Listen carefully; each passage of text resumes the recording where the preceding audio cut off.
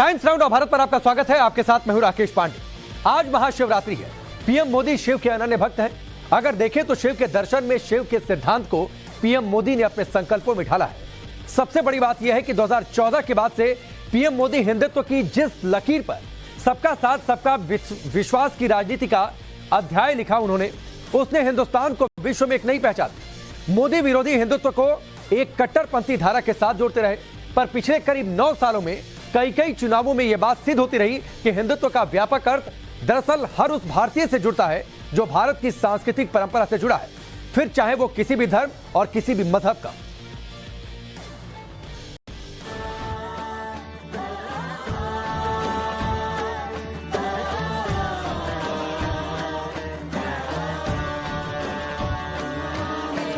सफलता के शिखर तक पहुंचने के लिए भी ये जरूरी है कि राष्ट्र अपने सांस्कृतिक उत्कर्ष को छुए।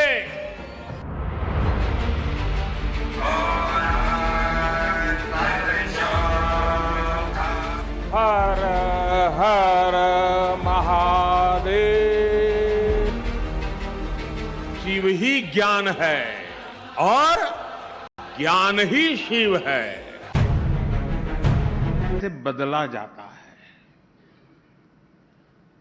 100 साल में आए सबसे बड़े संकट के समय भारत ने जो सामर्थ्य दिखाया, उसकी स्टडी करके 100 साल बाद मानवता भी खुद पर गर्व करेगी।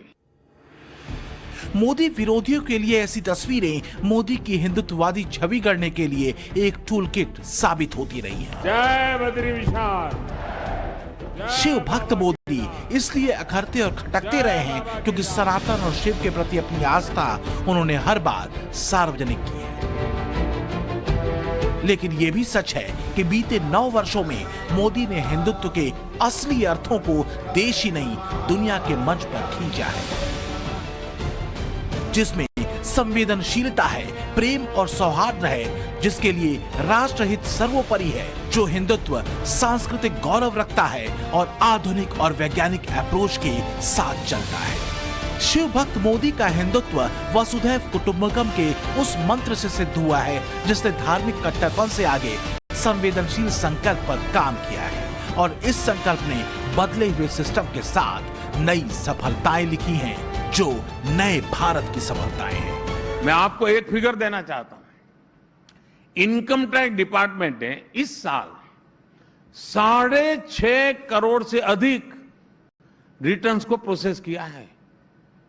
इनमें से करीब 3 करोड़ रिटर्न्स 24 घंटे में प्रोसेस हुए हैं। बाकी जो रिटर्न्स थे वो भी कुछ ही दिन में प्रोसेस हो गए और पैसा भी रिफंड हो गया, जबकि इसी काम में पहले औसतन 90 दिन लग जाते थे और लोगों के पैसे 90 दिन पड़े रहते थे जी। आज वो घंटों में किया जाता है। कुछ साल पहले तक ये अकल्पनीय था, लेकिन इसे भी री इमेजिनेशन की ताकत ने सच कर दिखाया है। शिव सनातन है और सनातन है वो जिसमें निरंतरता है। मोदी ने शिव के इसी तत्व को हिंदुस्तान के सांस्कृतिक गौरव और विकास से जोड़ा है, और यही नए भारत का राष्ट्रवाद है। इसी शिव संकल्प से मोदी ने नए इंडिया में धर्म कर्म को साधा है। 2014 में शिव की काशी को नया रूप देने का मोदी का संकल्प 2021 में काशी विश्वनाथ कॉरिडोर के रूप में आकार लेता है। अयोध्या में भव्य राम मंदिर का निर्माण अंतिम चरण में है। बीते 9 वर्षों में देश के इंफ्रास्ट्रक्चर में जबरदस्त बदलाव आया है और रेलवे का 2.0 लेवल पर कायाकल्प हुआ है। तो क्या 2014 के पहले राजनीति और बाद की राजनीति का फर्क यही है जो दिखता है? और क्या विपक्ष की बेचैनी इसलिए ज्यादा बढ़ी है क्योंकि मोदी ने सिस्टम को शिव संकल्प पर कसा है? फ्रेंड्स, हमारे देश में लंबे समय तक जो सरकारें रही या जो सरकार चलाने वाले रहे, उन्हें माई बाप कल्चर बहुत पसंद आता था। आप लोग इसे परिवारवाद और भाई भतीजावाद से कंफ्यूज मत करिएगा। ये एक अलग ही मनोभाव था। इसमें गवर्नमेंट अपने ही देश के सिटीजन्स के बीच मास्टर जैसा व्यवहार करती थी। हाल ये था कि देश का नागरिक भले कुछ भी करे, सरकार उसे शक की नजर से ही देखती थी, और नागरिक कुछ भी करना चाहे उसे सरकार की परमिशन लेनी ही पड़ती थी। इस कारण पहले के समय में गवर्नमेंट और सिटीजन के बीच म्यूचुअल डिस्ट्रस्ट और सस्पिशन का माहौल बना रहता था। लेकिन दिक्कत उनके लिए है जो पारिवारिक विरासत को बचाने को बेचैन है, जो हिंदुत्व को 2014 के पहले अपने तुष्टीकरण वाले फॉर्मूले पर बांटते रहे, वोट काटते रहे, सत्ता साधते रहे। शिव भक्त मोदी ने उन्हें भी यू टर्न मारने को मजबूर कर दिया है। अब वो भी सियासी जलसों में शिव को समझाते फिरते हैं। अच्छा, आपने शिव जी की फोटो देखी है? उसमें उनका हाथ ऐसे देखा आपने? इसको क्या कहते हैं? इसको क्या कहते हैं? इसको अभय मुद्रा कहते हैं। इसका मतलब क्या होता है? इसका मतलब होता है डरो मत। तो शिव जी कहते हैं डरो मत, हिंदू धर्म कहता है डरो मत, और ये लोग 24 घंटा इस देश में डर फैलाने की कोशिश करते हैं। दरअसल शिव भक्त मोदी ने पूरे विपक्ष को बड़े दूभर दांव में फंसा दिया है। अगर विपक्ष मोदी को विकास के मुद्दे पर घेरता है तो देश दुनिया के आंकड़े उसे झूठा साबित कर देते हैं, क्योंकि पिछले 9 सालों में ही भारत दुनिया की 5वीं बड़ी अर्थव्यवस्था बन चुका है। भारत खाद्य उत्पादन के मामले में दुनिया में दूसरे नंबर पर है। 2022-23 में भारत आरएसएस तो फैलाती है कि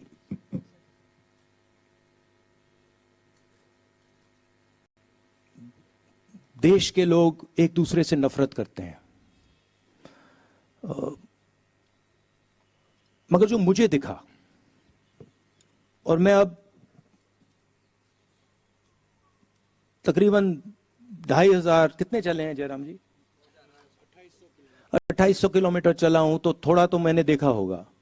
मुझे दिखा है कि इस देश में करोड़ों लोगों के दिल में एक दूसरे के लिए प्यार है। दरअसल शिव भक्त मोदी ने राजनीति के लिए जो लाइन चुनी, उसमें बात अपने हिंदुत्व की लाइन को छोटी बताने की नहीं है, उसको लेकर हिचकिचाने की नहीं है, बल्कि उसी पहचान के साथ दूसरों से मिल जाने की है, दूसरों के पहचान के सम्मान की है, वोट बैंक के तुष्टीकरण की नहीं।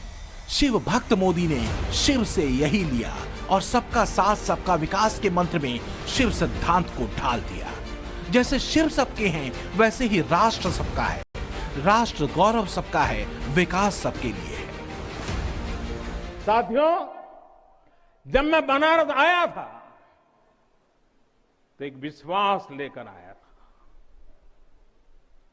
विश्वास अपने से ज्यादा बनारस के लोगों पर था, आप पर था। आज हिसाब किताब का समय नहीं है, लेकिन मुझे याद है तब कुछ लोग,